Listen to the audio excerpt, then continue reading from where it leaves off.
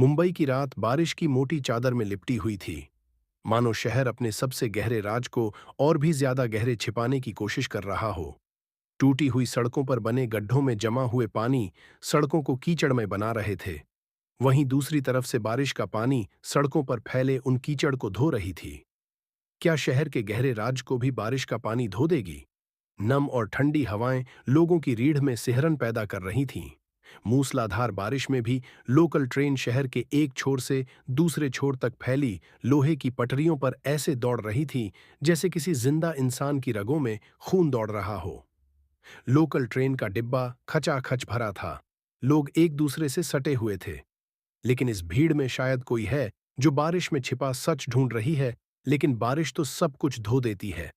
Monsoon की नमी में पसीने की बदबू और स्टेशन पर की टी स्टॉल से उठती चाय की खुशबू आपस में मिश्रित होकर अजीब सी गंध का एहसास करा रही थी। बाहर बारिश की बेरहम बूंदें ट्रेन की डिब्बे की खिड़कियों पर लगे कांच पर थपथपाती हुई बरस रही थी। और उस बारिश की बूंदों के बीच नियॉन लाइट की रंग बिरंगी रोशनी में डूबे शहर का वातावरण मनमोहक छटा बिखेर रही थी। ट्रेन के अंदर आकाश पटेल अपना लैपटॉप बैग सीने से लगाए खड़ा था। 30 साल की उम्र में वह भीड़ में बस एक और चेहरा था। लेकिन उसका दिमाग उन सपनों से भरा था जो इस तंग डिब्बे से कहीं बड़े थे। आकाश की गहरी आंखें हमेशा नाक के नीचे लगे चश्मे के पीछे से बेतरतीब ढंग से डिब्बे को देख रही थीं। उसकी पुरानी शर्ट उसके लोकल ब्रांड की ब्लू जीन्स पैंट में बड़े करीने से ठूंसी हुई थी, जो उसकी मामूली हैसियत को बयां करती थी। लेकिन उसकी नजरों में चमक महत्वाकांक्षा की गवाही देती थी। वह पेशे से एक अकाउंटेंट था और दिल से बड़ा सपना देखने वाला। भारत के पूर्व राष्ट्रपति डॉक्टर अब्दुल कलाम की तरह छोटे लक्ष्य रखने को वह भी स्वयं के लिए गुनाह मानता था। उसका लक्ष्य स्पष्ट था, अपनी खुद की फर्म शुरू करना, एक ऐसी मशाल जो उस शहर में सत्यनिष्ठा की रोशनी बिखेरे जहां पैसा अक्सर सच्चाई खरीद लेता था। लेकिन सपने बिल नहीं भरते। उसका बैंक खाता इसका लगातार सबूत देता था। जिसका बैलेंस अक्सर शून्य के करीब पर डगमगाता रहता था, उसे बांद्रा के एक आलीशान लाउंज मूनलाइट में बारटेंडर की पार्ट टाइम जॉब करने को मजबूर करता था।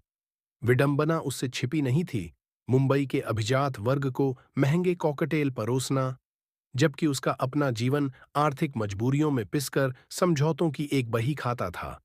ट्रेन के अचानक झटके ने उसे उसके विचारों से बाहर खींचा। उसका लैपटॉप बैग लगभग उसकी पकड़ से फिसलते फिसलते बचा था। उसने उसे और कसकर पकड़ लिया, जैसे उसमें अपनी जिंदगी की मेहनत का वजन महसूस करते हुए। स्प्रेडशीट्स, कानूनी नोट्स और भारतीय दंड संहिता की एक घिसी पिटी प्रति, जो उसके लॉ स्कूल के दिनों की निशानी थी। यह सब उस रास्ते की याद दिलाती थी जिसे उसने स्वयं चुना था। लेकिन अभी तक मंजिल काफी दूर मालूम पड़ रही थी। उसके पिता की आवाज उसके दिमाग में गूंजी, शांत और स्थिर, जैसा कि उनकी आखिरी बातचीत रात के खाने के दौरान थी। बेटा, मेहनत रंग लाएगी।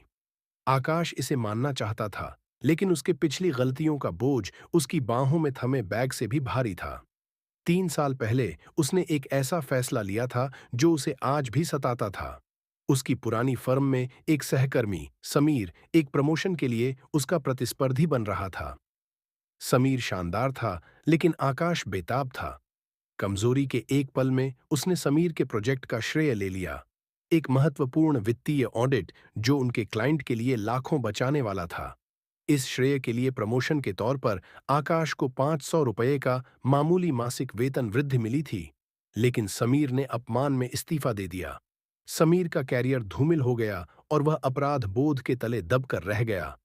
अपराध बोध आकाश को धीमे जहर की तरह खाए जा रहा था। ऐसे शांत क्षणों में जब शहर का शोर उसकी अंतरात्मा को दबा नहीं पाता था। उसने उस रात अपनी डायरी में लिखा था, एक बार भरोसा तोड़ा, लेकिन अब मैं सच के लिए जीऊंगा। ट्रेन अंधेरी स्टेशन पर रुकी। यात्रियों की एक नई लहर उमड़ पड़ी। उन यात्रियों के भींगे छाते से पानी फर्श पर टपक रहे थे। आकाश ने अपने चश्मे को ठीक किया और जगह बनाने के लिए हिला। उसके विचार अपने माता पिता के बांद्रा के छोटे से फ्लैट की ओर भटक गए। उसके पिता एक रिटायर्ड स्कूल शिक्षक थे, जो अपने दिन अखबार पढ़ने और बालकनी में रखे फूलों की गमलों की देखभाल में बिताते थे। उसकी माँ एक शांत महिला थी जो अपनी उम्मीदें अपने बेटे में डालती थीं। उसकी चुप्पी शब्दों से ज्यादा वाक्पटु थी। पिछली रात जब उसने उसे एक गर्म चाय का प्याला दिया था, उसने धीरे से कहा था, आकाश, हमें तुम पर गर्व है, बस चलते रहो। उसका विश्वास एक जीवन रेखा और बोझ दोनों था। जैसे ही ट्रेन फिर से चली, आकाश का फोन उसकी जेब में बजा।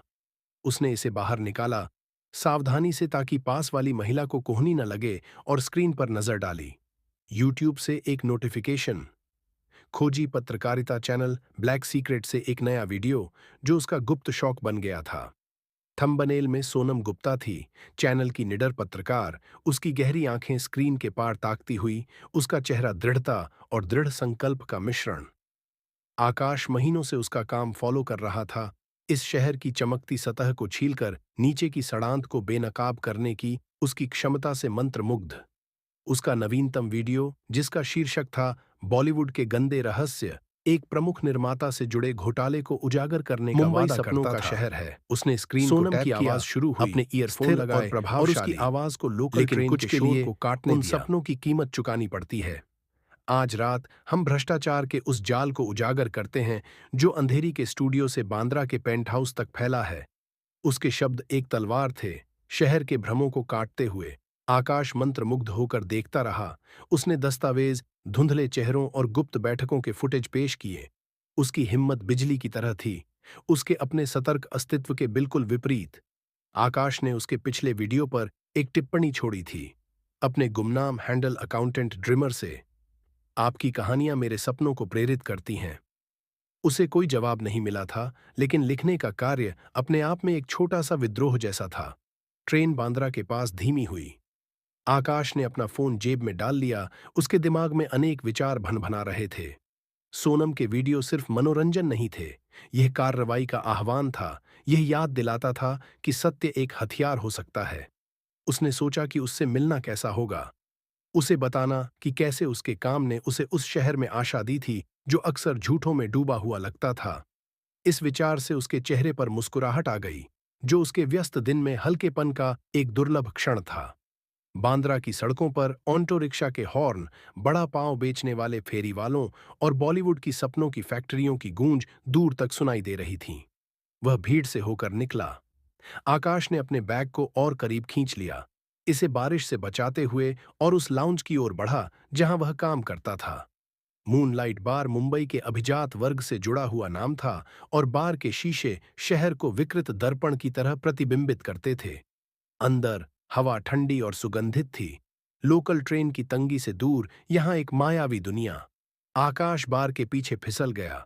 उसने मैनेजर, एक रूखे आदमी विक्की को सिर हिलाकर अभिवादन किया, जिसने मुश्किल से उसका जवाब दिया। जैसे ही वह ग्लास पॉलिश करता था, आकाश के विचार फिर से सोनम की ओर भटक गए। उसने पाया कि वह हमेशा अपने काम में डूबी रहती थी, मुंबई की अंधेरी गलियों में सुराग ढूंढती रहती थी, उसकी नोटबुक रहस्यों से भरी रहती थी। वह उसकी हिम्मत से जलन महसूस करता था, बिना डरे ताकतवरों का सामना करने की उसकी क्षमता से। उसका अपना जीवन इसके मुकाबले छोटा लगता था, मुश्किलों और समझौतों का एक सिलसिला। लेकिन आज रात, जैसा कि वह सिल्क की साड़ियों में लिपटी महिलाओं और टेलर्ड सूट में पुरुषों के लिए कॉकटेल मिश्रित करता था, उसने दृढ़ संकल्प की एक चिंगारी महसूस की। वह अपने हालात से ऊपर उठने का रास्ता खोजेगा, अपनी फर्म बनाएगा, अपने माता पिता को गर्व कराएगा, और शायद, बस शायद, वह उस सच्चाई को जीने का रास्ता खोजेगा जिसका उसने खुद से वादा किया था। जैसे जैसे रात बढ़ती गई, लाउंज का माहौल हंसी और गिलासों की खनक से गहराता गया। आकाश बिना रुके, बिना थके किसी मशीन की तरह काम करता रहा।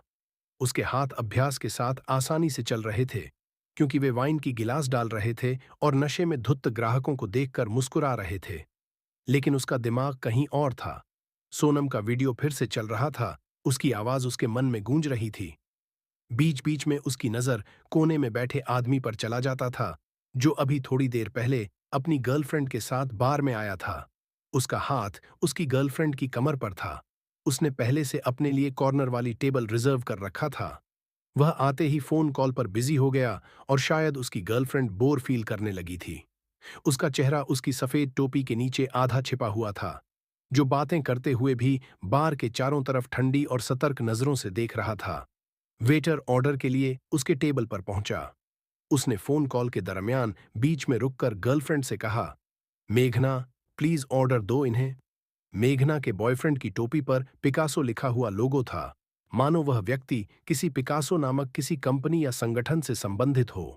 हिमांशु पटेल की रोमांटिक थ्रिलर बारिश में छिपा सच सुनने के लिए चैनल को लाइक, सब्सक्राइब, कमेंट और शेयर अवश्य करें।